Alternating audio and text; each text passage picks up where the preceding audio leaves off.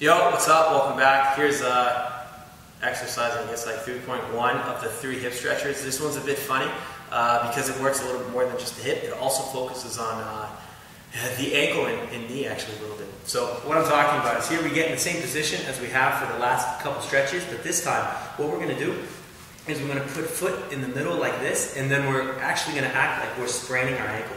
So I don't want you to get in a position where you're down like this. This is a completely different stretch.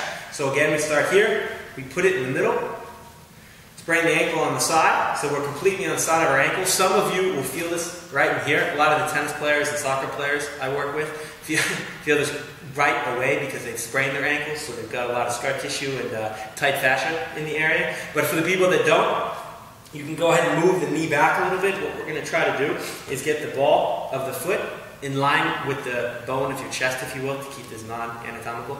And we're just going to focus on, at first, keeping the back straight. A lot of people kind of are really tight, and they like to curl the back. So here, we're just going to focus on keeping the back nice and straight.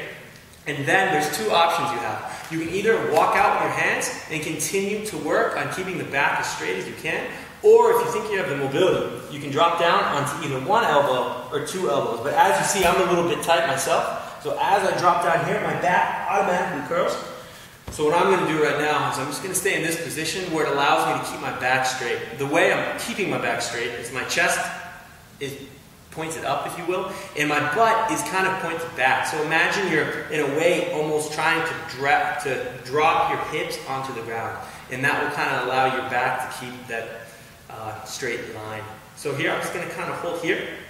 And again, we're going to really feel this in the ankle. And then as it opens up a little bit, I'm going to drop down on one arm because that I'm able to now.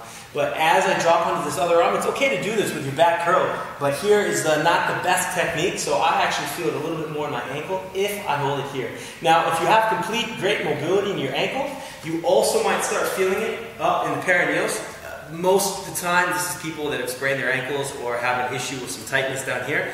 But if everything feels great, then you're supposed to feel the stretch back in the butt in the piriformis area. But like I said, working with a lot of athletes, soccer players, tennis players, but also even people that just sit too much. I notice before they feel it in their butt, they start feeling it in their ankle first, and then after their ankle, they start feeling it around here. So I like to use this stretch really for everybody, and also a diagnostic tool with my athletes to see if they've really got the mobility in their ankle that I want, because if they don't, they're much more prone to spraining it again. So as I always say, we like to hold this for about 2, 3 to 5 minutes. Really, the longer we can hold it, the deeper we go. And yeah, just work on keeping that back straight, and you're going to know what it feels like when you do it, and just kind of work within your own limits and try to get that tissue to open up. So yeah, again, that's 3.1 out of 3, so we'll add that to the other ones, and yeah, man, see you guys next week.